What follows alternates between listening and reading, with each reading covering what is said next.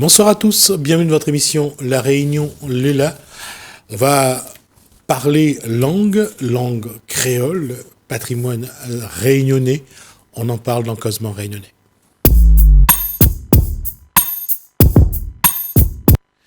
Michael Crochet, bonsoir. Bonsoir Monsieur Ramoudou, bonsoir à tout le monde téléspectateur télécréole. Bonsoir à Giovanni Prianon, bonsoir. Professeur des écoles, mais aussi dans une association de professeurs. Association où ça on donne la montre effet créole dans l'école pour premier degré pour l'instant.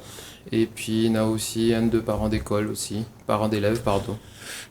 Je vais essayer de ne pas être condescendant, mais de garder quand même rester sur le fait que vous êtes quand même assez jeune encore. Comment on découvre que le créole fait vraiment partie de ce qui fait la Réunion, fait le Réunionnais? Je pense que c'est une expérience assez personnelle. Tout le monde n'a pas la même approche. Nous avons une créolité. Après, soit nous avons conscience de ça ou nous n'avons pas conscience de ça. Après, moi, dans mon cas particulier, moi, j'ai pris conscience de ça la première fois, m'a parti dans le pays dehors et que m'a été confronté au fait que moi, n'étais pas ressenti comme un Français et que m'avait parti à la base, fait des études pour travail en banque et me dit ben non, il n'est pas possible, il faut m'y revient donne mon banc de marmaille, le gaillard Nonena, parce que c'était là où ça m'a rendu moi compte avec un choc contre l'extérieur, vers l'extérieur, que nous n'avions de qualité, qu'il était impossible de ne pas partager ça et c'est là ma vocation de devenir enseignant. Quand on dit c'est quoi un Réunionnais, quand on regarde la base du peuplement de la Réunion, le métropolitain, le français, le malgache, la femme indienne, donc pour le socle du peuplement. Là, quand on se regarde sur ce plateau, on ne peut pas dire on se ressemble vraiment, on a des racines, quoi qu'il y en a quand on rencontre des gens qui nous ressemblent beaucoup. Mais comment définir le Réunionnais dans son histoire? Qu'est-ce que c'est un Réunionnais, Michael Crochet? Alors, je pense, si vous permettez-moi, M. Ramoudou, je vais juste faire un petit creusement sur l'actualité immédiate. Actuellement, sur le plan européen, on a un conflit, on a une menace de guerre. Donc, en tant que militant pour l'identité, bien entendu, il interpelle à moi. Et je pense que tous les peuples de la Terre, les concernés par ce qui est en train de se passer en Ukraine. Donc, déjà, premier point, en tant que militant réunionnais, moi, m'affirme ma solidarité totale envers le peuple ukrainien, mais je pense que c'est vraiment quelque chose est très grave et très important qui est en train de se passer là-bas en Europe. Et ce qui se passe là-bas, il peut se passer dans la zone océan Indien, en Inde, en Chine, et nous en avons déjà un certain nombre de signaux. Ça, c'est le premier point. Le deuxième point, c'est par rapport à un causement que nous entendons beaucoup, que nous avons beaucoup entendu pendant la période du Covid. Beaucoup de personnes ont utilisé le mot dictature en parlant du pays dans lequel nous vivons. Alors moi, je suggère à tous ces gens qui l'ont utilisé de manière très abusive, ce mot, pour le contexte à la fois réunionnais, français et européen, mais je suggère à eux de bien analyser la situation actuellement, qui existe en Russie, où la liberté d'exprimer son opposition à la guerre il peut permettre à Oul d'aller dormir pendant 8 jours en prison, où tous les réseaux sociaux ont été bloqués par le président Poutine pour empêcher toute critique vis-à-vis de ce que Bondaï ne veut même pas appeler l'invasion d'un État souverain. Mais je pense qu'il faut remettre un petit peu les choses à leur place et les mots n'ont du sens. Donc aujourd'hui, le mot dictature utilisé dans un contexte différent, pour moi, n'a aucun sens. Et la troisième chose, nous revient sur la question identitaire. Figurez-vous qu'en Ukraine, on a bien entendu ce que nous appelle la bataille des langues. C'est un pays majoritairement russophone. Que le gouvernement ukrainien l'a fait depuis que l'Ukraine a quitté l'orbite de l'Union soviétique. Ils ont tout simplement en 2019 voté une loi très importante sur l'usage de l'ukrainien, à savoir la langue nationale de l'Ukraine. Ils ont fait en sorte que cette langue est utilisée dans tous les secteurs de la vie publique Et mais je pense que ça, c'est une démarche qui peut être intéressante et parlante pour l'ensemble des Réunionnais. Voilà un pays que les fier de son identité, que les fier de sa langue, et que l'a inscrit ça dans la loi ukrainienne. Et il a eu récemment, au mois de janvier, 2 textes, en janvier et en février, 2 textes pour rendre l'ukrainien aussi obligatoire dans tous les domaines de la vie publique. Alors, mais il fait un petit parallèle avec la situation réunionnaise et française. Malheureusement, nous constate que notre langue maternelle n'a toujours pas la place qui revient de droit dans le système scolaire ici à La Réunion. Et je pense qu'il est intéressant quand même. Souvent, des fois, il dit que nous les harcoquillés sur notre nombril, que nous ne regardons pas ce qui se passe ailleurs. Et bien là, en regardant ailleurs, nous constate que la problématique identitaire et linguistique l'est quelque part aussi au cœur du conflit entre la Russie et l'Ukraine. Voilà. Maintenant, s'agissant de la question que vous posez, moi, c'est une question qui est quand même assez ambitieuse. Mais je pense que déjà, ce qui fait le ciment d'une communauté humaine, hein, être réunionnais, c'est d'abord avoir une langue en commun. Et qui peut contester que dans le contexte réunionnais, depuis des décennies, le créole l'a émergé à partir de langues diverses des pays de peuplement de la Réunion. Ça, c'est la première chose. Mais je pense qu'à la fois, on en a un certain nombre, on en a la langue, on en a aussi, et ça c'est le phénomène de la créolisation, un certain nombre de traits culturels que, initialement, il vient du continent africain, hein, que l'a été transformé, d'ailleurs comme notre langue, par la population réunionnaise, et nous l'a fonctionné. Donc, le premier élément qui soude l'ensemble des personnes que des présents sur ce territoire, c'est la langue, c'est-à-dire, parce que souvent des fois, de Mounizi, c'est l'âme du peuple réunionnais, ça l'important. Le deuxième élément que l'est aussi très important, et m'y mettre ça toujours en rapport avec la situation actuellement en Ukraine ou dans d'autres pays du monde, hein, où on en a des minorités linguistiques et culturelles. Où on en a la volonté, pour l'ensemble de ces personnes-là, de partager à la fois la culture et la langue sur un territoire. Et je pense que ça aussi, il est très important. C'est quelque part cette volonté-là, l'exprimer à travers ce que nous appelle, l'expression elle est devenue un petit peu galvaudée, c'est le vivre ensemble. Moi, je dis vivre en créole. Nous vivons en créole malgré la diversité qu'on l'a constatée dans l'apparence physique, mais nous ne doit pas arrêter à nous à des phénotypes. Nous doit considérer que à la fois nous en avons identité langue, volonté de vivre, et nous en avons un territoire qui appelle l'île de la Réunion. Et ça, Monsieur Ramoudou, il correspond à ce que nous appelle la définition de la nation. Quand on nous dit nation réunionnais, eh bien voilà, la nation réunionnais, c'est ça, c'est ces 3 éléments-là réunis. Au-delà de la diversité, Monsieur Ramoudou, où Giovanni et moi, nous ressentons profondément créole réunionnais dans le cadre de la République française, et nous l'est bien avec ça. Justement, c'est la question, c'est justement comment vivre ça dans le cadre qui nous est donné, et comment valoriser, parce qu'aujourd'hui, si on ne se bat pas pour valoriser justement la langue, il y a un moment, il y en a un qui va passer devant l'autre. Il y a une tradition qui passera devant l'autre, il y a une langue qui prendra le dessus par rapport à l'autre, qui sera plus parlée. Comment faire en sorte que cette tradition réunionnaise, sa langue, sa culture, ses traditions, continuent à être perpétuées sans aller écraser les autres, mais qu'on puisse dire demain, on transmet quelque chose à nos enfants. Pour moi, je pense que de toute façon, on a beaucoup de choses qui passent par l'école, mais pas seulement.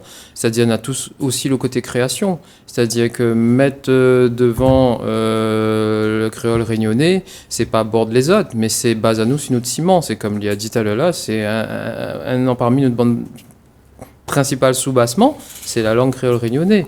Et pour pas que il y ait justement de division, mais je pense que tout le monde il doit être là-dessus. Supporte la langue, porte la culture réunionnaise. Après, on peut mettre ça en lien de différentes manières.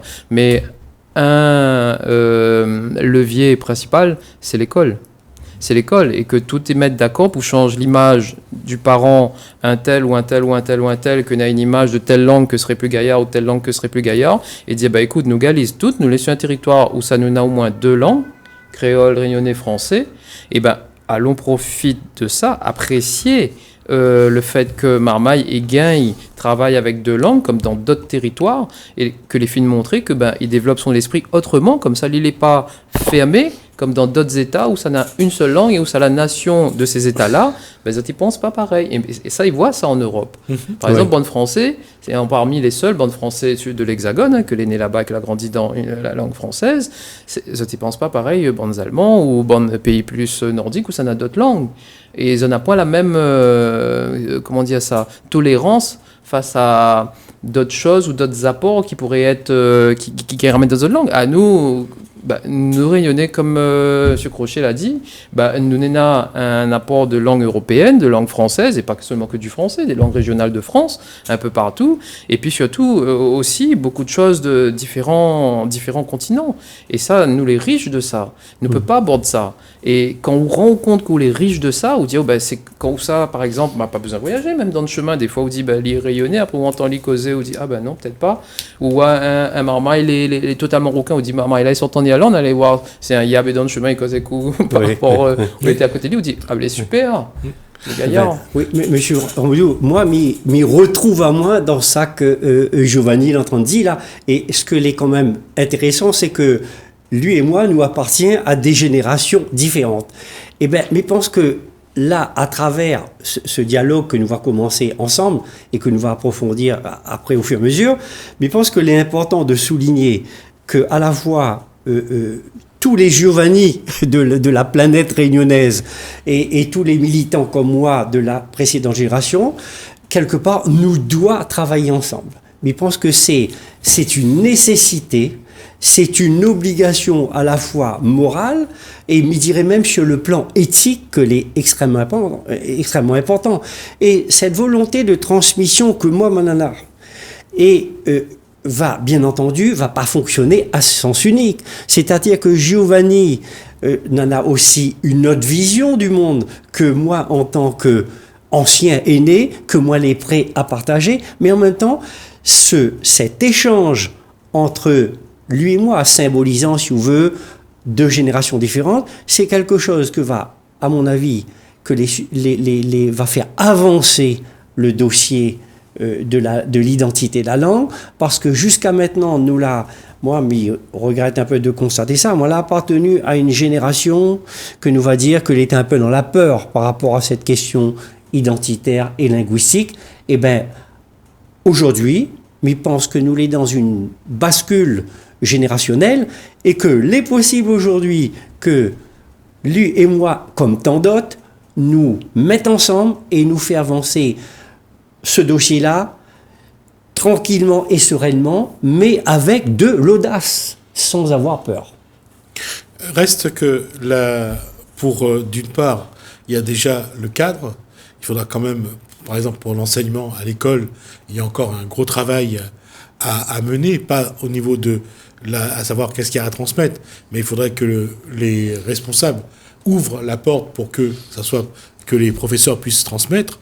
Mais il y a aussi une chose, ça on l'a connu, et plus à notre époque, à nous, là je parle de Michael Crochet, c'est qu'il y a des parents qui ne souhaitent pas que leur enfant étudie le créole à l'école, mais seulement le français, parce qu'on a certaines personnes qui ont cet état d'esprit de dire que ce n'est qu'avec le français qu'on puisse avancer, avoir un travail un jour, pouvoir chercher un cadre de vie. Mais je pense que Giovanni il peut donner toutes les réponses là-dessus, parce que lui, il est sur l'enseignement. Mais revient sur cette question d'avoir un travail, d'avancer. Est-ce que c'est très important, mais dans notre propre fondement de personne, si vous ne comprenez pas votre identité à un moment donné, quand on a notre travail, quand on fait tout bons examens, on pose pas 2 ou 3 questions, à cause de ne pas apprendre à moi ça, à cause moi je ne comprends pas ça, et pourtant, ma tante est comme ça, Vous comprenez ça? C'est-à-dire que le marmaille, il cause français, créole, quand il rentre à l'école, peu importe. Mon intendance appelle ça, c'est un bilinguisme presque écologique. Nous doit apprécier ce bilinguisme-là. Que, bon, parents, ils comprennent bien que la loi, ça va dans ce sens-là aussi, de généraliser aussi l'offre. C'est-à-dire, toute marmaille a le droit d'avoir et de profiter de sa langue et de sa culture dans l'école. Et ça, c'est pas un frein. Il a été démontré depuis bien longtemps que c'est pas un frein. Être bilingue, possède 2 langues, c'est aller vers d'autres langues. Donc, si marmaille, il cause créole, ben, évidemment, il faut cause créole avec lui. Il faut écouter son créole, il faut travailler sur son créole. C'est comme le marmaille français, il faut écouter son français, travailler en français et aussi faire avec les 2 langues. Mais après, il n'empêche pas d'emmener de l'anglais depuis la maternelle. Il n'empêche pas d'emmener une autre langue de Madagascar, une autre langue de Mayotte, mais faire en sorte que nous n'ayons toujours ce soubassement-là. Parce qu'au fur et à mesure, il faut faire attention à ce que la richesse que nous n'ayons, ça ne va pas en poussière. Et c'est notre bonne génération future que va faire que ça va porter ça. La nous, bon, sur une autre chaîne, hein, on avait un session court-métrage. Et on avait toute une série de courts-métrages réunionnais. Ben, même mon bon de marmaille 5 ans, la case, mon 2 garçons, ben, c'était pour regarder ça parce que c'était la première fois que je vois autant de correspondance avec votre environnement dans la télé. Et c'était pas forcément des sujets que tu portes pour les autres générations, mais le fait qu'ils causent en créole, que dans un environnement réunionnais, et que n'est de français aussi, et ben tout ça, il parle. Et il est vrai que nous doit appuyer à nous là-dessus pour à Mont de Bande Marmaille, l'école avancée. La Réunion, nous avons un modèle réunionnais que de mon envie à nous. Alors pourquoi ça, nous apprécie pas ça? Bien sûr. Et moi, je voulais juste poser la question à Giovanni, où là évoqué la question de l'offre.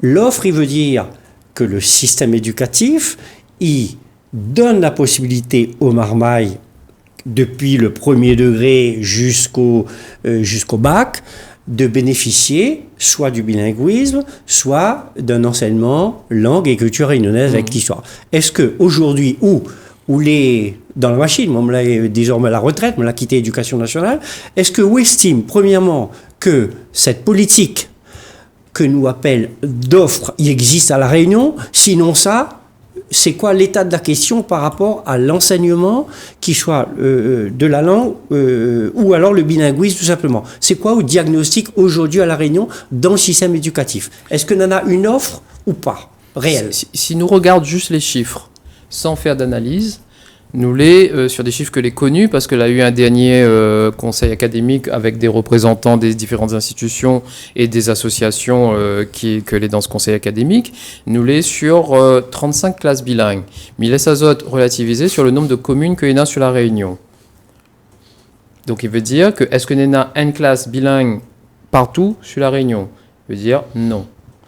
Si moi, mi veux mon marmaille, il fait créole depuis la petite section, peut-être m'y gagnera pas, parce qu'on n'a pas une classe bilingue dans mon quartier. On a déjà ça. Si nous regardons encore les chiffres, quand nous regardons le quota, par exemple, Réunion, et puis ça qui peut se passer en Bretagne, nous l'est parmi les derniers.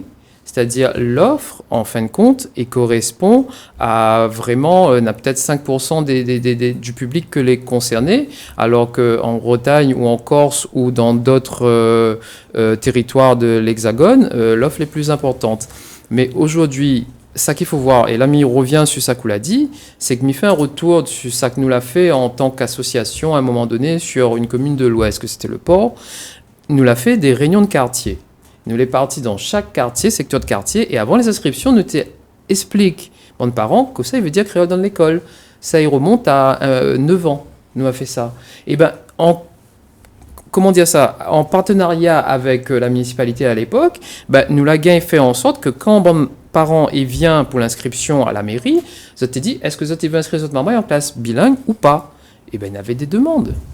Donc, on ne peut pas dire qu'il n'a point la demande, mais par contre, ça qui est très important, c'est informer le parent. Le jour où ça a un spot publicitaire, comme aux Seychelles, les indépendants, les Seychelles, il ne s'agit pas d'être indépendant ou pas, mais ils en ont une direction. Les Corses, ce n'est pas indépendant, mais ils en ont une direction politiquement linguistique. Ça te connaît où ça se te fait en d'autres langues. Le jour où ça, ici, on a des spots publicitaires pour expliquer, ben voilà, pour faire créole dans l'école, NASA, voilà que ça m'a maillé apprendre, après où ça arrivait, etc. Il n'empêche pas ça, il empêche pas ça. Le jour où ça casse toute le bon de mauvaise image dessus notre langue par rapport à l'enseignement, mais je pense qu'il y aura un tas de parents, encore plus de parents, que va vouloir que cette marmaille, il fait créole dans l'école. Mais attention, aujourd'hui, il y a un tas de parents que les pas d'accord que notre culture, déjà, n'est pas assez présente dans l'école, que l'histoire n'est pas assez vue, que la géographie n'est pas assez vue. Combien de siècles, combien de rivières, comment il appelle le bande principale rivière? Dis-moi quel marmaille sort de CM2 et connaît ça.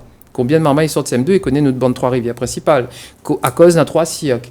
Tout ce genre de questions. C'est-à-dire, notre rapport à notre environnement, il faut qu'il change. Et ce rapport à l'environnement, il est porté aussi par une langue. Donc, il y a notre culture, notre langue qui doit rentrer dans l'école. Et cette offre, elle doit être généralisée. Et cette offre, pour l'instant, elle n'est pas assez présente parce que nous ne l'avons pas aussi assez formée sur le terrain. Mais tout ça, il doit prendre un temps. Il ne pose pas moi en tant que victime, là. Mais il dit juste que, en fait, on a déjà 20 ans que le créole réunionnais, il fait partie des langues régionales et donc il gagne enseigné, reconnu officiellement. Hein. Il avait de monde en marron, tu fait déjà comme des fins des lançons. Et parce que vous prenez conscience qu'il n'est pas possible qu'on n'utilise pas la langue de marmaille. Mais là, il fait déjà 20 ans. En 20 ans, nous l'a pas assez avancé. Nous avons au contraire beaucoup de recul. Il suffit de regarder les pays de la zone océan Indien et nous voit que Zotépeu rencontre les mêmes difficultés que nous, hein, en termes de représentation dans la tête bande parents d'élèves. Seychelles, il ne faut pas croire que bande parents, les pour forcément que Zot marmaille apprendre créole, c'est les plus pour l'anglais. Mais c'est pareil. C'est un système où ça vous dit, mais malgré tout, l'institution, il cause en créole, il fait son bon rapport parlementaire en créole, il change l'image, le créole. Et c'est une langue officielle inscrite dans la Constitution, avec l'anglais et le français. Il ne répond à rien qui empêcherait à nous de faire sur notre territoire réunionnais, donne plus la force de notre langue et mettre à l'île dans l'école, généralise partout, comme il fait par exemple en Corse. D'accord. Il y avait quelqu'un d'autre avec qui je voulais faire un clin d'œil, mais bon, j'ai oublié son nom, donc je vous dirai ça la prochaine fois, qui lui aussi a quitté l'enseignement dans les années 70-80, il a quitté l'enseignement pour pouvoir parler du créole à partir d'associations, et je reviendrai ça la prochaine fois avec vous, parce que je pense que j'aurai le plaisir de vous revoir avec plaisir. Sur ce plateau. On a déjà dépassé un petit peu le temps qui nous est imparti. Merci, Michael. Merci beaucoup, Merci Giovanni. Donc, prions pour cet échange. En tout cas, comme je disais, que non seulement les générations apportent de manière... on voit que la confrontation de générations apporte une dimension à cette créolité et à la langue créole. On aura l'occasion de revenir avec vous là-dessus et de continuer à échanger. Merci à vous deux. Merci. Merci à vous de nous avoir suivis. Merci Alain, merci François. Je vous dis à bientôt.